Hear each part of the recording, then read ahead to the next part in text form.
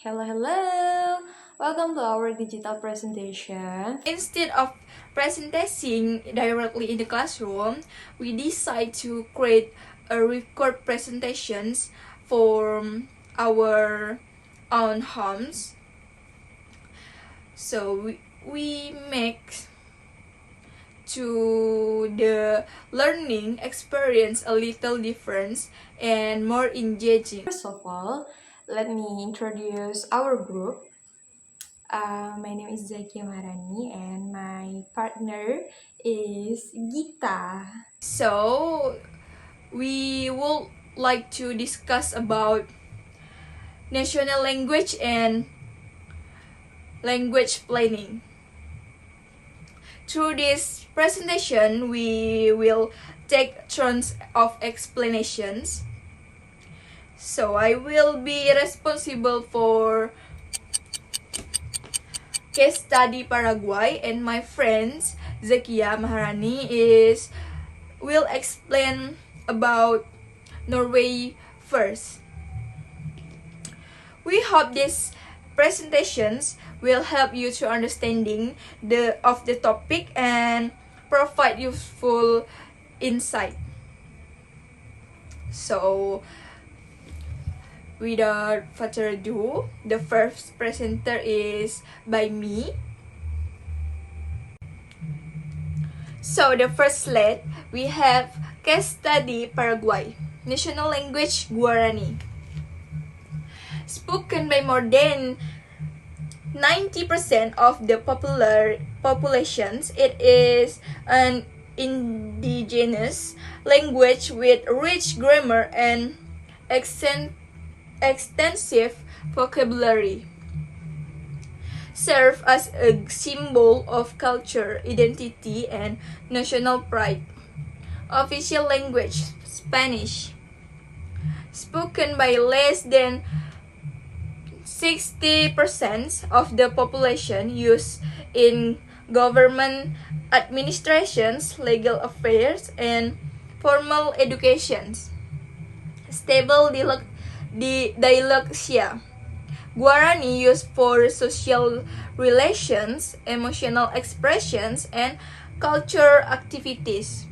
Spanish used in formal and official domain. In 1992, Guarani was also granted official language status. Jadi, Paraguay ini merupakan salah satu negara yang menarik dalam kajian sosiolinguistik karena memiliki situasi diloksia yang stabil, di mana penggunaan dua bahasa yang memiliki fungsi yang berbeda dalam masyarakat tetapi dapat hidup berdampingan secara harmonis.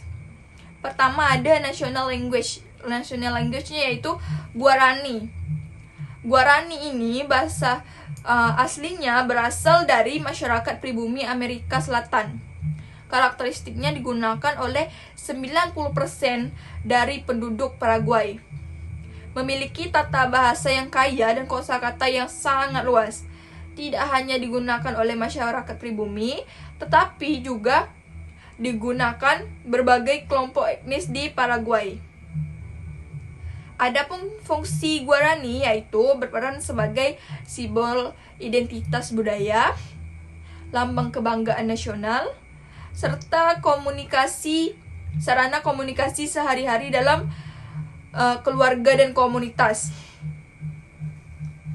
Bahasa Guarani ini dijadikan bahasa nasional karena digunakan oleh sebagian besar masyarakat sehingga menjadi penting dalam kehidupan sosial dan budaya di Paraguay.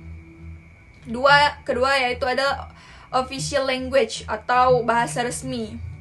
Bahasa resmi di Paraguay sendiri adalah bahasa Spanyol dengan karakteristik digunakan kurang lebih oleh 60% penduduk sebagai bahasa yang aktif digunakan. Bahasa Spanyol sendiri berfungsi sebagai bahasa pemerintahan atau administrasi negara. Intinya bahasa Spanyol ini digunakan untuk bahasa yang formal seperti dalam pendidikan, administrasi negara, sistem hukum pengadilan, dokumen resmi, dan komunikasi resmi profesional. Meskipun terbilang jumlah penuturnya sedikit dibanding bahasa Guarani, bahasa Spanyol tetap memiliki status yang lebih tinggi dalam konteks formal dan institusional. Ketiga yaitu stable dialogsia. Paraguay ini merupakan dialogsia yang stabil karena ada situasi ketika dua bahasa atau dua variasi bahasa digunakan dalam suatu masyarakat dengan fungsi yang berbeda.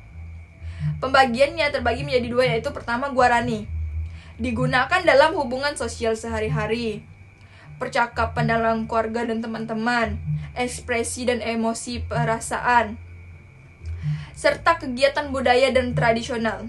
Contohnya, seseorang mungkin berbicara menggunakan Guarani saat berbicara dengan keluarga atau saat mengikuti acara lokal. Selanjutnya yaitu Spanish, digunakan dalam situasi formal, kantor pemerintahan, pendidikan resmi, pengadilan, dan dokumen surat resmi. Contohnya, siswa belajar menggunakan bahasa Spanyol di sekolah, sementara di rumah berbicara dengan bahasa Guarani. Intinya, Paraguay ini menunjukkan bahwa dua bahasa dapat hidup berdampingan dengan fungsi yang berbeda. Guarani dan Spanish adalah bahasa nasional dan resmi yang digunakan oleh 90% penduduk dalam pemerintahan dan pendidikan untuk berkomunikasi sehari-hari, situasi formal, dan simbol identitas budaya mereka.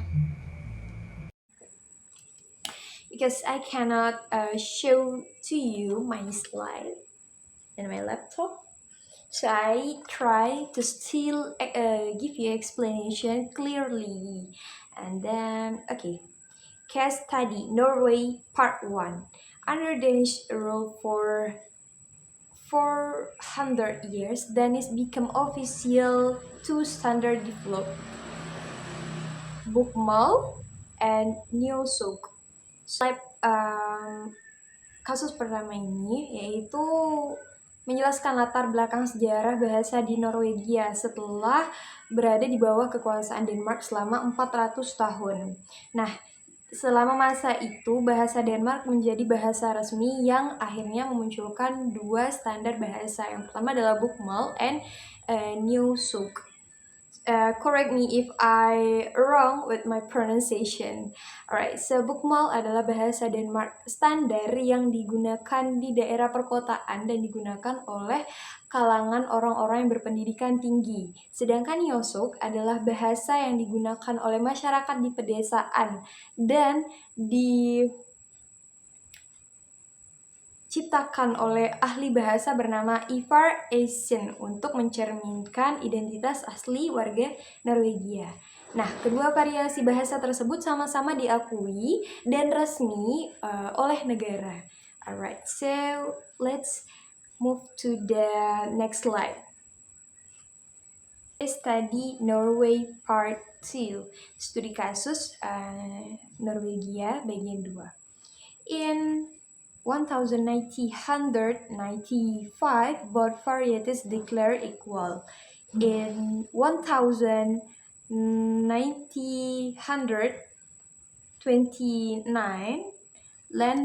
Landsmal renamed Nyosok.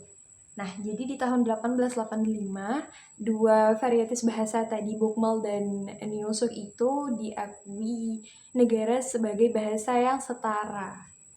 Nah, sedangkan di tahun 1929, Landsmal renamed Nyosok. Jadi sebelumnya bahasa Nyosok itu namanya adalah Landsmal, lalu diganti menjadi Nyosok.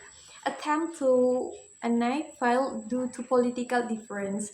Awalnya bahasa ini itu ingin disatukan menjadi satu bahasa, akan tetapi karena ada perbedaan dan konflik politik, maka tidak bisa disatukan dua bahasa tadi itu. Nah, penggunaan usage Bokmål used by 86.66% of students. And then Nyosuk used by 10.4%, seen a less prestigious conclusion, social attitude matters more than law. Nah, jadi yang lebih dominan digunakan itu memang bahasa Bokmal, yaitu digunakan sebanyak 86,6% siswa, dan Nyosuk sendiri hanya digunakan 13,4% siswa. Dan seringkali dipandang menjadi gengsi. Bahasa Nyosuk itu lebih dipandang rendah di kalangan masyarakat. Nah, kesimpulan utamanya adalah sikap dan persepsi sosial masyarakat itu berpengaruh daripada hukum dan aturan resmi. Compile dictionaries, set grammar rules. Example: Samuel John's English, IPRS Norwegian, Eliezer Ben Yehuda reviewed Hebrew. Nah, ahli bahasa sendiri itu berperan menyusun kamus dan menetapkan aturan tata bahasa. Contohnya, di sini ada tokoh-tokoh yang menyusun kamus dan menetapkan aturan bahasa. Di bahasa Inggris sendiri ada Samuel Johnson, lalu ada Ivar Essen dalam bahasa Norwegia, dan Eliezer Ben Yehuda yang menghidupkan kembali bahasa Ibrani. Lalu institution, lembaga bahasa. Standardized official language. No also protect minority and encourage language. Nah, lembaga bahasa sendiri ini berperan menstandarisasikan bahasa resmi, serta kini juga bertugas melindungi bahasa-bahasa minoritas, bahasa-bahasa yang hampir punah. Codification of writing. Purpose, tujuannya uniformity, easier learning, lower cost. Nah, di sini ada kodifikasi sistem tulisan. Tujuannya buat apa sih? Yang pertama untuk menciptakan keseragaman, yang kedua mempermudah proses belajar, dan yang ketiga untuk menghemat biaya. Missionaries first create writing system for unwritten language. Jadi penyebar agama itu seringkali menjadi orang yang membantu untuk membuat bahasa yang awalnya hanya bahasa lisan menjadi tulisan. Dan vocabulary development, yaitu pengembangan kosakata.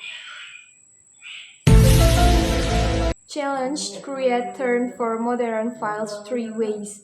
Tantangannya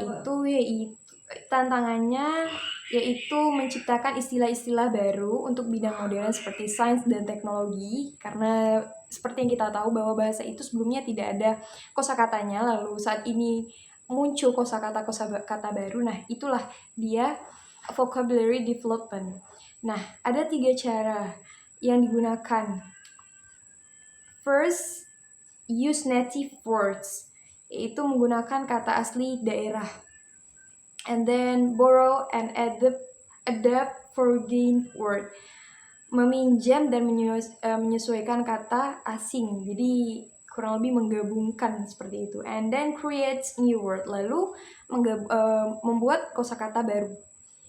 For example, Maori. And then the last is acquisition planning, yaitu perencanaan akuisisi bahasa.